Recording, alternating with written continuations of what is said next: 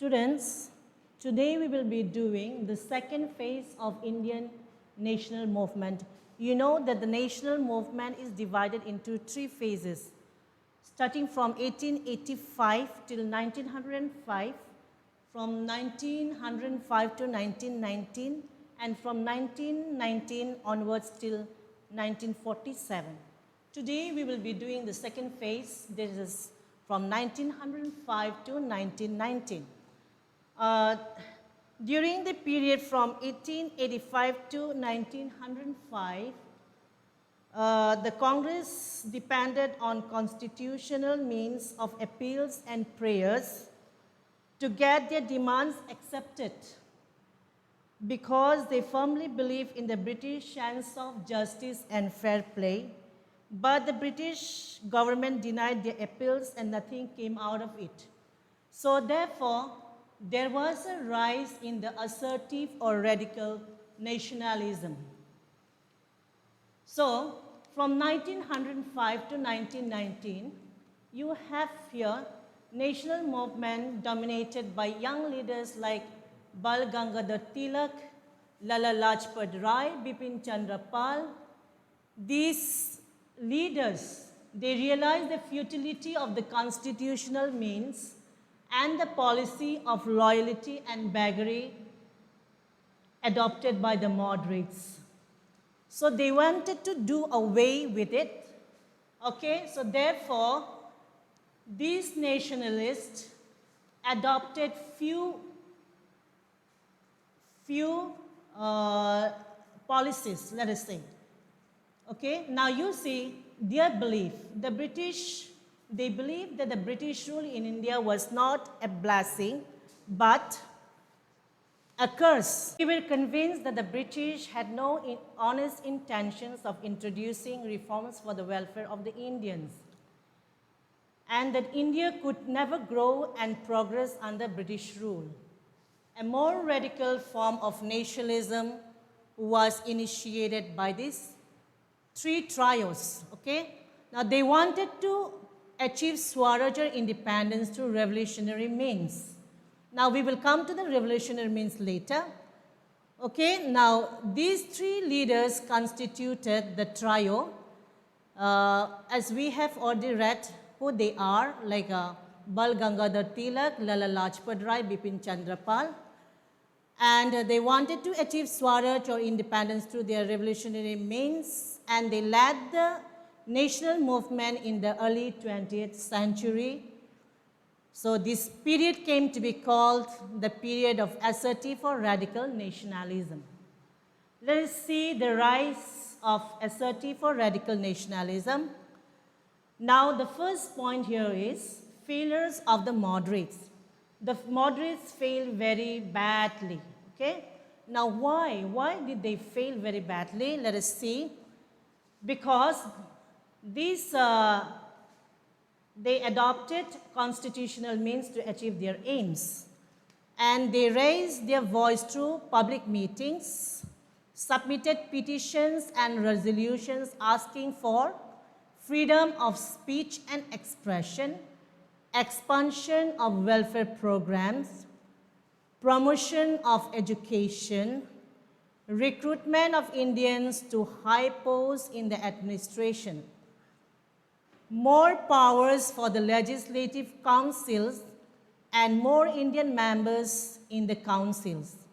Now holding civil services examination in India and not in England. You must remember that previously the civil service examination was held in England, and the educated Indians who wanted to appear for the civil service, they had to take a voyage to England, and it takes plenty of time and money. So that is why they have requested the government to hold this civil examination in England. Sorry, not in England, but in India. Now, changing the economic policies of the government so as to benefit Indian industries. We will see it later that the English or the British, they have been draining away the economy of India to Great Britain, and there was a huge collapse of Indian industries, a cut in the military expenditure, and stopping the drain of India's wealth to Britain.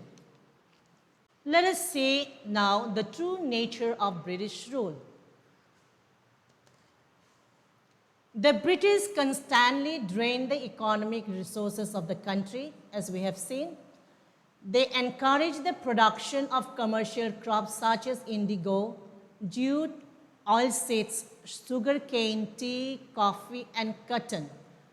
They were used in British manufacturing industries. There was a huge demand in these commercial crops, such as indigo and jute.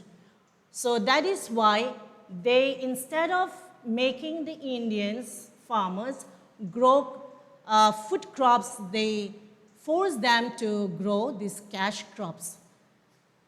The profit margin from the sale of cash crops was more profitable to the British because they earned huge sum of money.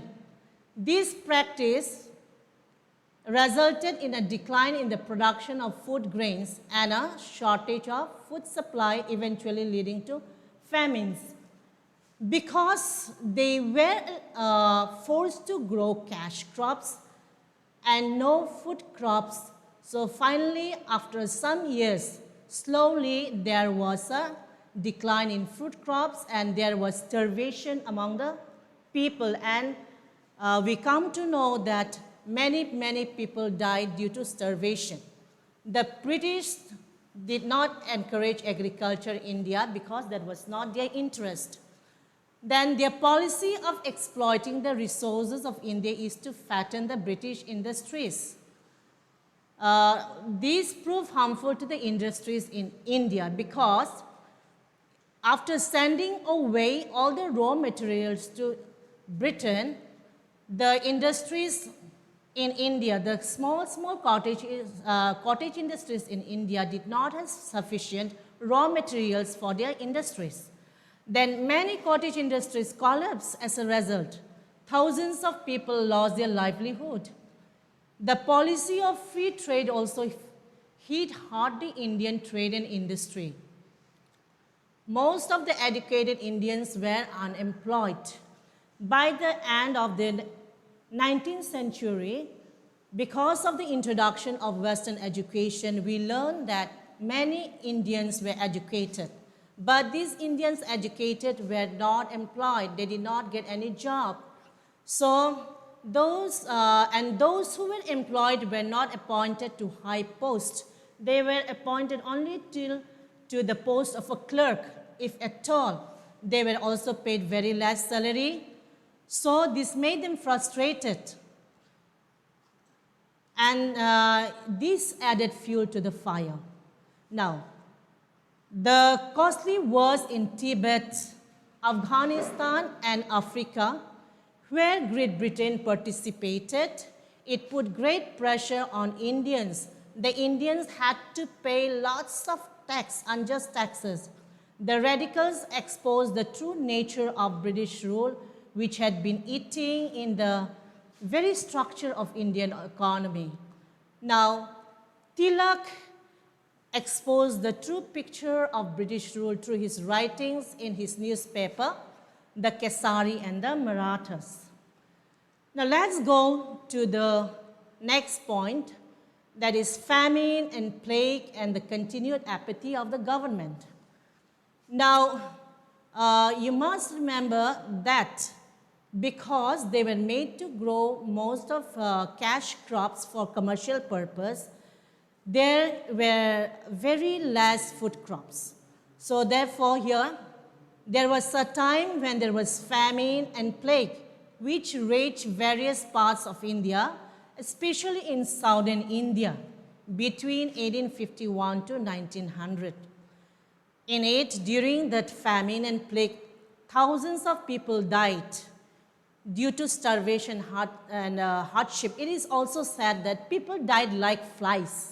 Okay, and so the leaders were very much annoyed with the government, with the British government. During that time, the British government also did not take adequate measures to help the people and to overcome such hardships. The British, on the other hand, wasted high amount of money on the Silver Jubilee celebration of Queen Victoria's ascension. When plague raged Pona, the government's indifference and apathy added to the anger and disgust of the common people. The British government did not give or supply any relief material to the people who have been dying due to the plague, due to the famine. So here again, Tilak once again attacked the policy of the government very vigorously. So therefore, because of what Tilak has reacted, because of Tilak's reaction, he was sentenced to 18 months rigorous imprisonment. So all these factors all sent a wave of resentment throughout India. They collectively contributed to the rise of assertive or radical nationalism. Okay, now let us go to the reactionary policy of Lord Kherson. Let us go to the next point. That is the reactionary policy of Lord Kherson. Lord Kherson was a bureaucrat per excellence. He put great emphasis on efficiency. He was an imperialist and reactionary, deadly opposed to nationalism. He had no sympathy with the aspirations of the people of India, and he was also not in favor of giving freedom to India. In 1898, he passed an act made in an offense to provoke people against the English. In 1899, he passed the Calcutta Corporation Act and increased the number of official members. In 1904, he passed the Indian University Act, imposed strict control over the Indian University because he considered them as centers of nationalism. Once again, in the same year, in 1904, he passed the Official Secret Act, in which even a leakage of ordinary information regarding civil administration was considered illegal according to this act. All these measures provoked the people and added to the power and prestige of nationalist assertives. The next point is influence of religious and social reformers. In India, we have various numbers of religious and social reformers. The prominent ones are like Raja Ram Mohan Roy, Iswar Chandra Vidyasagar, Swami Dayanand, Swami Vivekananda, and leaders like Tilak, Lajpat Rai, Aurobindo Ghosh. They brought home superiority of Indian culture and filled the Indians with the spirit of self-respect, self-reliance, and self-confidence. They call upon the people to abandon their orthodoxy and adopt new ideas.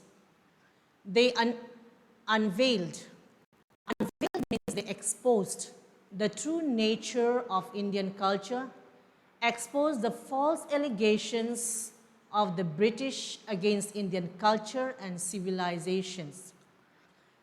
They also inculcated in the people that British allegations was to underrate or underestimate Indian culture to make Indians appreciative of the Western civilization. Aurobindo Ghosh said, independence is the goal of life, and nationalism alone can fulfill the aspiration of us. Now, the next point is ill treatment of the Indians in Africa. Well, Most of the ill treatments, whether it's in India and Africa, they are almost all the same. But let us see how the Indians suffered in Africa under the injustice of the Britishers. Indians had rendered, we know, useful services to the British in the development of their colonies in Africa. But they were humiliated, ill-treated, abused, and insulted. Various restrictions had been imposed on them. They could not walk on the footpaths. They were forbidden to travel in a first-class coach. They were not allowed to travel without permits and go out of their homes after 9 p.m. They had no right to vote and buy property. They were not allowed to enter hotels meant for the Europeans. They were forced to pay unjust taxes. Under Registration Act, they were to get their names registered in the government offices. They had to give their thumb impression and carry their identity cards. Remember, even though they were educated, yet they were made to give their thumb impression. Such ill treatment and humiliated all the hands of the British led to the rise of assertive radical nationalism. Now let's go to the repressive policies of the government. To suppress the nationalistic feelings, sentiments, the British followed policy of repression. Indian leaders were sent to jails and some were exiled. Lajpat Rai and Ajit Singh were transported to Mandalay. Tilak was sentenced to 6 years imprisonment for criticizing the repressive policies of the British government in his newspapers, the Kesari and the Maratha. Repressive policy of British government provoked people. People showed enthusiasm to participate in the national struggle. People were also enraged when the government banned meetings and conferences by Seditious Meetings Act. Now let's go to the international event. By the end or by the close of the 19th century, we know that most of the Indians were educated due to Western education, and so they had studied a lot and they have come to know many international events. Some of them are here.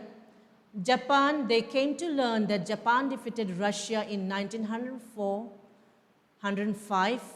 Italy was also defeated by Ethiopia.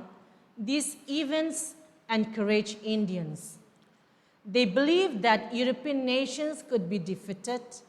Indians can drive away the English from India. They were also inspired by revolutions in Russia, France, Egypt, Ireland, Turkey, China, etc.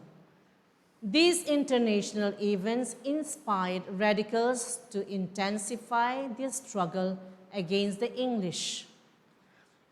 Now let us come to the effect of the revolutionary principles of the West. Educated Indians were very lowly paid. Many were unemployed. Many were declared unfit for appointment to high posts of responsibility, even though they were highly educated and qualified. Western education inspired the educated Indians with Western ideas of democracy, nationalism, liberty, equality, and fraternity. The educated Indians realized freedom could be achieved through revolutionary means and not constitutional means. They realized the necessity of self-government for political, economic and cultural development of the country. Therefore, they became the sworn enemies of the British imperialism. In the next point, we have Partition of Bengal. Lord Kherson announced the Partition of Bengal in 1905. The situation turned explosive. Now let us see what was the aim of partition. The aim, according to the British, was to introduce efficiency into the administration of a big province like Bengal. Bengal during that time included present West Bengal, Assam and Bangladesh. Okay, now let us find out the real objective of the British. The real object and aim was to sow the seeds of communalism and drive a wedge between the Hindus and the Muslims. These would give a crushing blow to the national unity of India and a blow to rising tide of nationalism. We must remember one thing is that both the Hindus and the Muslims, they fought unitedly during the national movement. So the British wanted to break away the unity between the Hindus and the Muslims. So it's a policy of divide and rule. Now, partition of Bengal, it hurt the national sentiments of people. It led to widespread agitation in Bengal and many parts of the country. People raised cries of Bande Mataram and launched Swadeshi and boycott movement. It is also said that huge number of people had come out to the streets protesting against the partition of Bengal. They exchanged Rakhi, which is called the sacred thread, to express the solidarity towards one another. Now let us see the contribution of Bal, Lal and Pal. Now this trio, okay, enlightened, let us see this enlightened leadership of the trio. This is Bal Lal Pal contributed to extreme nationalism. Now they opposed constitutional methods of moderates and advocated agitation and vigorous political action to achieve Swaraj. They laid emphasis on self-respect, self-reliance and self-sacrifice. They also taught people to rely on their own efforts, not on the British.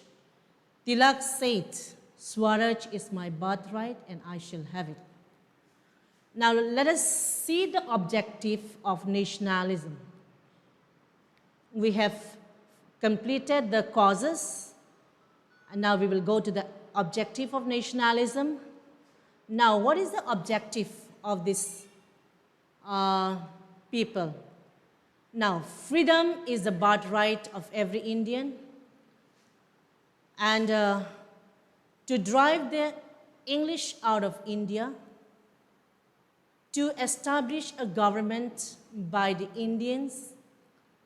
They believed that Swaraj was the solutions to all the problems of the Indians. Belief in the supremacy of Indian culture and uproot British from India. No faith in the British sense of justice and fair play, and to oppose political repression and economic exploitation. They advocated the use of Swadeshi goods against the imported goods, advocated and encouraged Indian system of education. They had faith in constructive work and moral progress of Indians, had faith in the strength of the masses. To achieve Swaraj, they wanted to follow policy of passive resistance, vigorous political and continuous struggle. Now, let us see the methods of the assertive or radical nationalists. Number one is Swadeshi, which means producing in one's own country, or we can say in other words, of one's own country, and not depending on other countries for imported goods. Aim is to popularize goods manufactured in India so that Indian industries could prosper, and to popularize Swadeshi by occasional bonfires of foreign goods. Next, we have boycott. Actually, Swadeshi and boycott, they are two sides of the same coin. Practice of Swadeshi meant boycott of foreign goods. The aim is to encourage indigenous industries and providing job opportunities to the Indians, because the Indians had lost their jobs, their livelihood, because of the collapse of Indian industries. Now, third point is national education. National scheme of education was planned to replace the government controlled universities and colleges. Number of national schools were set up in Bengal, and efforts were made to educate the Indians in vernacular languages. That means the local languages. Let's go to passive resistance. They believe in passive resistance. This is policy of non-violent yet vigorous political action to achieve their goals. They ask people to refuse to cooperate with the British government, schools, colleges, courts and services. They also advocated courage and a spirit of self-reliance to achieve Swaraj. That's all for today. Thank you. We'll continue in the next class.